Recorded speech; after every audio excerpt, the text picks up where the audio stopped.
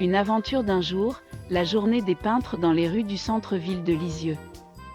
Une grande première sous un soleil radieux. Je vais vous montrer le déroulement d'une séance de travail comme j'ai pu l'observer avec étonnement.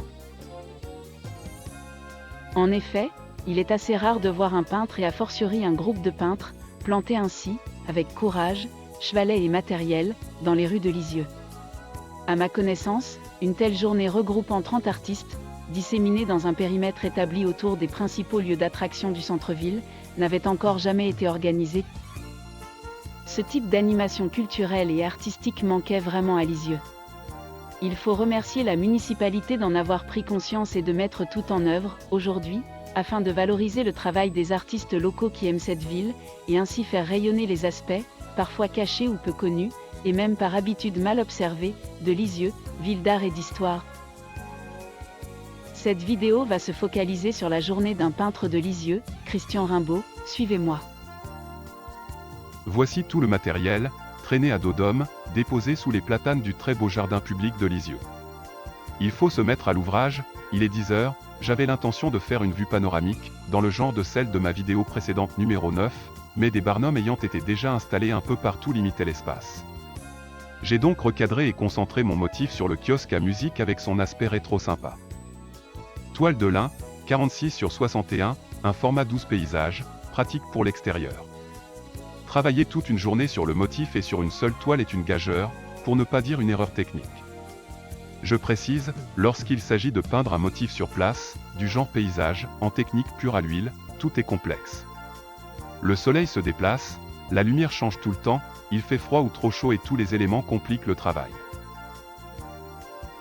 Seul le métier et l'habitude permettent de se jouer des difficultés.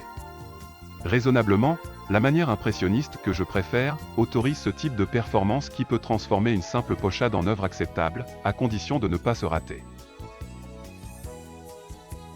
Claude Monet, dans sa série de la cathédrale de Rouen, ne travaillait, chaque jour, pas plus d'1 heure et sur plusieurs toiles successivement. Et c'est là que se justifie mon obsession de la sincérité de l'émotion, ou alors il faut rester dans son atelier.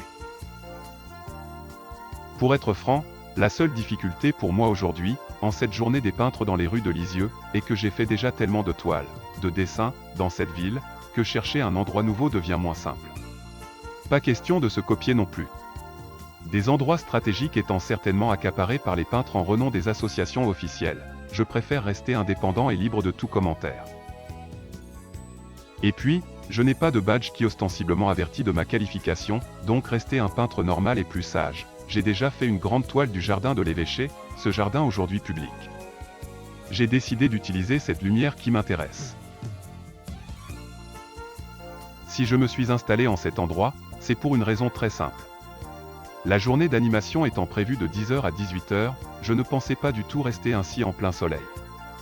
Donc, à l'ombre des arbres, la luminosité ne change pas trop, il suffit de noter tout de suite l'emplacement des ombres et des lumières. L'ébauche ci-contre en camailleux rouge, brossé en une demi-heure est un bon exemple. On peut aussi anticiper, faire plus neutre en ménageant l'effet de la lumière qui viendra quelques heures plus tard, c'est d'ailleurs la solution que j'ai préférée. Pour les habitués de mes autres vidéos, vous savez que je ne dessine aucun détail, je ne travaille que par touches de couleurs qui de loin restituent alors le motif plus vibrant. Si on veut faire du léché, du fignolé précis, du détail inutile, il vaut mieux faire un joli dessin à la plume, par exemple.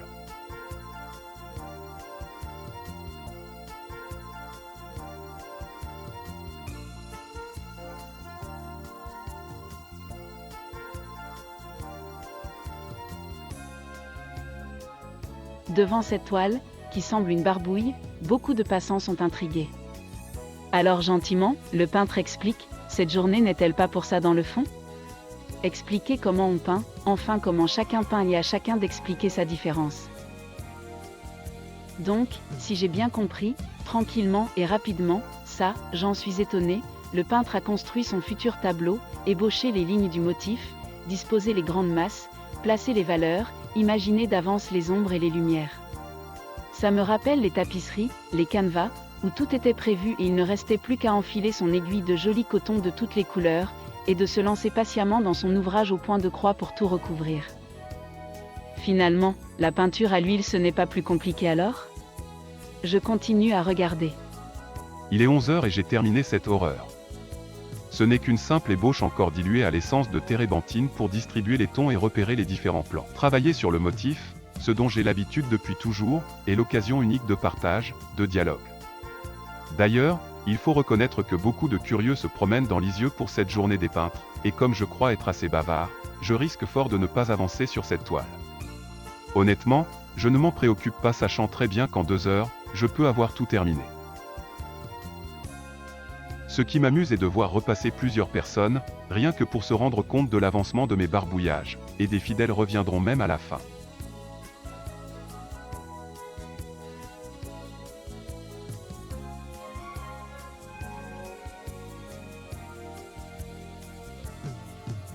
J'ai décidé d'exécuter entièrement cette toile pendant cette journée des peintres. Alors, entre deux bavardages, je peins. Midi, des groupes turbulents d'ados envahissent tout, percutent mon chevalet aveuglé par l'écran de leur smartphone. Je reste vigilant pour éviter des soucis. Le calme revient à 13 h et j'en profite pour ne pas mourir de faim ni de soif. 14 h, il faudrait quand même me remettre à l'ouvrage, l'avantage est que, justement, le soleil commence à prendre la place que je désirais. Le travail au couteau, dans ce cas d'école sur le motif, offre un avantage. Pour moi qui le manipule depuis toujours, c'est plus rapide et plus propre qu'avec des brosses. Les tons sont purs. Mes couleurs à l'huile étant améliorées par un agglutinant supplémentaire que je fabrique, je peux travailler en glacis et en frottis dans le frais, avantage indéniable aujourd'hui. Il n'est pas question de faire dans ces conditions une toile aboutie, je précise, une peinture respectant tous les impératifs liés à la technique de la peinture à l'huile. Le principe reste dans ce que l'on nomme avec mépris une pochade, c'est-à-dire une toile ébauchée et un peu poussée sans aller jusqu'au fignolage. Mais dans ce cas précis, je m'en moque, je sais par expérience ce qui doit rester un peu dans le flou et ce qui doit être précisé pour donner vie au motif. Exemple, l'imprécision des arbres et du fond à droite donne aussi de la profondeur. Le kiosque, a-t-il besoin d'être dessiné à la perfection? Certainement pas, car même s'il est le sujet central de la toile, lui donner cette vibration des coups de couteau l'anime bien davantage. En revanche, l'arbre du premier plan doit avancer, car il structure l'espace, dans l'organisation de la mise en place du motif, il se trouve exactement sur l'arc de cercle projeté par le petit côté gauche de la surface. De temps en temps, je jette un œil autour, ou je tends l'oreille, et c'est surprenant. Pourquoi d'autres peintres viennent-ils regarder, de loin, discutent-ils âprement, mais n'approchent pas? Je vois, avec amusement des curieux revenir pour inspecter l'avancement de la peinture, ça c'est très intéressant à constater. L'impressionnisme, tel que je le vois, plaît encore, face au motif. Un peintre qui aime partager sa passion, échanger, discuter avec les visiteurs est tout à fait digne de participer à une telle journée des peintres dans les rues. Et j'entends des réflexions surprenantes, pourquoi votre chevalet n'est pas orienté vers ce que vous peignez? Moi, je répondrai parce qu'un chevalet n'est pas un appareil photo. Ou alors, c'est quoi ce truc en fer avec quoi vous peignez? Je constate que bien des gens ignorent l'usage du couteau à peindre. J'avoue que moi, je ne saurais pas m'en servir, ça semble finalement bien compliqué. Les plus belles et les plus judicieuses des questions sont posées par les enfants, ils ne sont pas formatés par la vie. Surprise! Devant mes yeux ébahis, le peintre, en 2 coups de couteau a figuré une petite bonne femme tenant son gamin par la main, un clin d'œil d'époque en rapport avec le kiosque.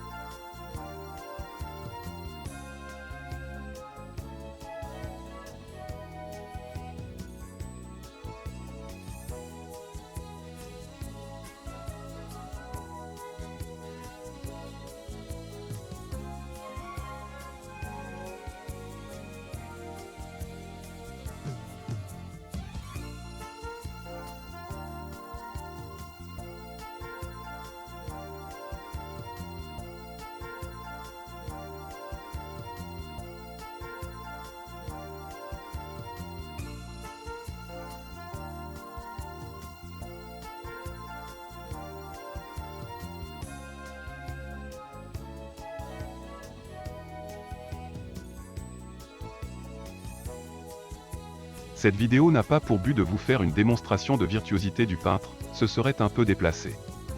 L'intérêt est pour l'essentiel l'évolution d'une peinture sur le motif, un exercice absolument indispensable pour un peintre figuratif et encore davantage, évidemment, pour un peintre de tendance impressionniste.